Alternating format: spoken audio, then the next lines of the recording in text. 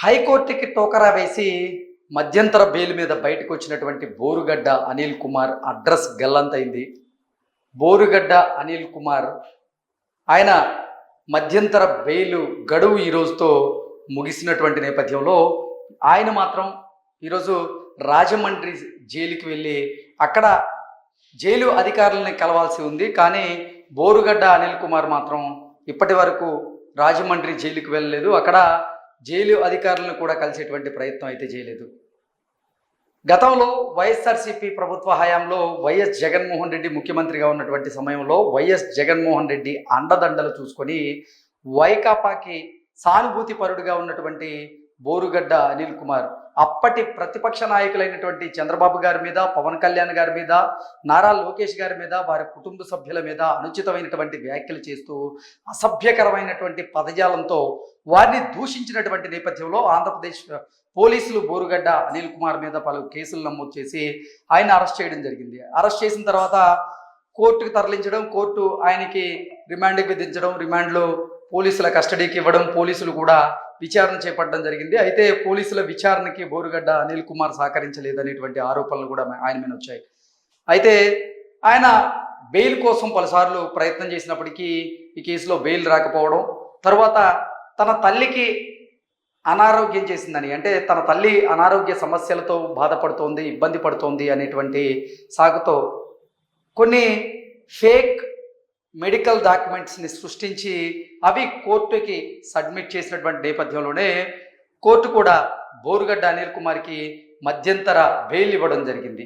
అయితే ఫిబ్రవరి 15వ తేదీ నుంచి 15 రోజుల పాటు ఆయనకి బెయిల్ రావడం జరిగింది. అంటే మధ్యంతర బెయిల్. అది కూడా తన తల్లికి అనారోగ్య సమస్యలు ఉన్నాయి, తన తల్లికి తానొక్కడే కుమారుణ్ణి, తన తల్లిని చూసుకోవాల్సినటువంటి బాధ్యత నా మీద ఉంది, తన తల్లి సంరక్షణ నాదే అంటూ ఆయన కోర్టుకి విన్నవించుకున్నటువంటి నేపథ్యంలోనే 15 రోజుల పాటు మధ్యంతర బెయిల్ ఇచ్చారు.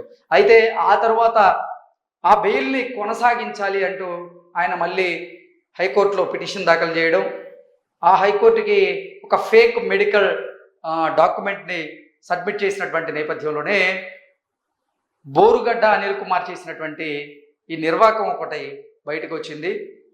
బోరుగడ్డ అనిల్ కుమార్ తల్లి ఆయన ఏదైతే ఫేక్ మెడికల్ డాక్యుమెంట్ సబ్మిట్ చేశాడో ఆ హాస్పిటల్లో అసలు చికిత్స తీసుకోలేదు అంటూ ఆ హాస్పిటల్ యాజమాన్యం పోలీసులకి తెలియజేసినటువంటి నేపథ్యంలో పోలీసులు అది కోర్టు దృష్టికి తీసుకెళ్లడం, కోర్టు కూడా బోరుగడ్డ అనిల్ కుమార్ మీద సీరియస్గా ఉండడం, ఇవన్నీ మనం చూసాం. ఈ నేపథ్యంలోనే కోర్టు ఇచ్చినటువంటి మధ్యంతర బెయిల్ పొడిగింపు ఏదైతే ఉందో అది ఈ రోజుతో ముగిసింది. ఈరోజు రాజమండ్రి సెంట్రల్ జైలుకి బోరుగడ్డ అనిల్ కుమార్ వెళ్ళి అక్కడ జైలు అధికారులను కలిసి వారికి రిపోర్ట్ చేయాల్సి ఉంది. కానీ బోరుగడ్డ అనిల్ కుమార్ మాత్రం ఇప్పటి వరకు అక్కడికి వెళ్ళలేదు, అక్కడ ఎటువంటి అధికారులను కలిసేటువంటి ప్రయత్నం అయితే చేయలేదు. ఈ నేపథ్యంలోనే బోరుగడ్డ అనిల్ కుమార్ పరారీలో ఉన్నారు అనేటువంటి వార్తలు మళ్ళీ తెర మీదకి వచ్చాయి. కోర్టుకి టోకరా వేసి కోర్టుని తప్పుదావ పట్టించి బెయిల్ని పొడిగించుకున్నటువంటి బోరుగడ్డ అనిల్ కుమార్ ఈరోజు మళ్ళీ రాజమండ్రి సెంట్రల్ దగ్గరికి వచ్చి జైలు అధికారులను కలుస్తారేమో అని అందరూ భావించినప్పటికీ బోరుగడ్డ అనిల్ కుమార్ ఆచూకీ మాత్రం గల్లంతైంది. ఆయన నిజంగా పరారీలోనే ఉన్నారు అనేది మనం విశ్లేషణ చేసుకోవచ్చు. ఆయన మీద ఇప్పటికే పలు సెక్షన్ల కింద కేసు నమోదైనటువంటి నేపథ్యంలో కోర్టు తప్పుదావ పట్టించినటువంటి మరో కేసు కూడా ఆయన మీద అంటే ఆ కేసు కూడా ఆయన మీదకి వచ్చేటువంటి అవకాశం ఉంది. మరికొన్ని సెక్షన్లు కూడా యాడ్ అయ్యేటువంటి అవకాశం ఉంది. అంటే విచారణలో భాగంగా బోరుగడ్డ అనిల్ కుమార్కి కొంతమంది పోలీసులు సహకరించారు, ఆయన అడిగినవన్నీ కూడా పోలీసులు ఇచ్చేటువంటి ప్రయత్నం చేశారంటూ గతంలో కొన్ని ఆరోపణలు, వార్తలు వచ్చాయి. బోరుగడ్డ ఆయనకి చుట్టుపక్కల ఉన్న వారి అందరినీ కూడా మేనేజ్ చేసేటువంటి దాంట్లో దిట్ట అంటూ కూడా కొన్ని వార్తలు మనం చూసాం. ఈ నేపథ్యంలోనే ఆయన అందరినీ మేనేజ్ చేసినట్లుగా కోర్టు కూడా నేను మేనేజ్ చేయగలనేమో అని భావించారో, లేకపోతే కోర్టులు నన్నేం చేస్తాయని భావించారో తెలియదు. కానీ తప్పుడు పత్రాలను సమర్పించి కోర్టునైతే తప్పుదావ పట్టించారు. ఈ నేపథ్యంలోనే కోర్టు కూడా బోరుగడ్డ అనిల్ కుమార్ మీద అయితే చాలా చాలా సీరియస్గా ఉంది. ఈ నేపథ్యంలోనే బోరుగడ్డ అనిల్ కుమార్ మాత్రం ఈ రోజు గనక రాజమండ్రి సెంట్రల్ జైలుకి వెళ్లకుండా ఉంటే మాత్రం అతని అడ్రస్ పూర్తిగా గల్లంతయ్యేటువంటి అవకాశం ఉందంటూ కూడా మనం విశ్లేషణ చేసుకోవచ్చు. అతనే కాదు, వైకాపా ప్రభుత్వ హయాంలో వైఎస్ జగన్మోహన్ రెడ్డి అండదండలు చూసుకొని ఎవరైతే విచ్చలవిడితనంతో అప్పటి ప్రతిపక్ష నాయకులను అసభ్యకరమైనటువంటి పదజాలంతో దూషించారో వారందరూ కూడా ఒకరి తర్వాత ఒకరు అరెస్ట్ అవుతూ ఉన్నారు. అరెస్ట్ అవ్వడమే కాదు, వారు రిమాండ్కి కూడా వెళ్తూ ఉన్నారు. ఈ నేపథ్యంలోనే అధికారం మన చేతిలో ఉంది కదా అని అడ్డగోలుగా మనం మాట్లాడి మన నోటికి పని చెప్పాలి అనుకుంటే మాత్రం ప్రభుత్వం చూస్తూ ఊరుకోదు. మీరు చేసినటువంటి తప్పులు ఏవైతే ఉన్నాయో వాటికి నిజంగా శిక్ష అనుభవించకైతే తప్పదు.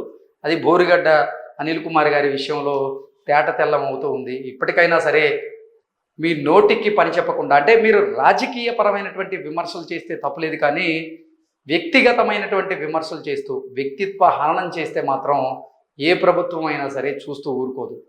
కాబట్టి మీరు మంచి వాతావరణంలో ప్రభుత్వ విధి విధానాల మీద ప్రశ్నించాలనుకుంటే ప్రశ్నించడంలో ఎటువంటి అంటే అభ్యంతరాలు అయితే ఉండవు. కానీ నోరుంది కదా అని చెప్పి నోటికి వచ్చిందల్లా మేము మాట్లాడతాము అంటే మాత్రం దాని పర్యవసానం, దాని ఫలితం మీరు అనుభవించక తప్పదు అనేది బోరుగడ్డ విషయంలో అయితే తెల్లమవుతుంది. గతంలో జగన్మోహన్ రెడ్డి ఉన్నారు, ఆయన చూసుకుంటారు ఏదైనా అని విచ్చలవిడితనంతో బోరుగడ్డ పవన్ కళ్యాణ్ గారి మీద, వారి కుటుంబ సభ్యుల మీద, చంద్రబాబు గారి మీద, అలాగే లోకేష్ గారి మీద ఎలా పడితే అలా మాట్లాడారు. దానికి పర్యవసానమే ఇప్పుడు అనుభవిస్తూ ఉన్నారు. అయితే ఆయన శిక్ష నుంచి తప్పించుకోవాలని భావించారు. తన తల్లిని అడ్డం పెట్టుకున్నారు. తన తల్లి ఆరోగ్యం బాగాలేదని ఒక ఫేక్ మెడికల్ డాక్యుమెంట్ సృష్టించాడు. ఆ ఫేక్ మెడికల్ డాక్యుమెంట్ ద్వారా తనకు వచ్చినటువంటి మధ్యంతర బెయిల్ ఏదైతే ఉందో దాన్ని పొడిగించాలని కోర్టుని ఆశ్రయించాడు. కోర్టు నిజమని నమ్మి నిజంగా మధ్యంతర బెయిల్ని అయితే పొడిగించింది. ఆ తర్వాత పోలీసులకు తెలియడం, పోలీసులు విచారణ చేయడం, ఆ విచారణలో మనోడు చేసిన నిర్వాకం బయటపడడం, అది మళ్ళీ కోర్టు దృష్టికి వెళ్ళడం. ఇప్పుడు ఇవన్నీ చూస్తుంటే బోరుగడ్డ అనిల్ కుమార్ ఇక జైల్లోనే ఆయన తన జీవితకాలాన్ని గడపక తప్పదు అనేటువంటి విశ్లేషణలు అయితే వస్తూ ఉన్నాయి. Thank you so much.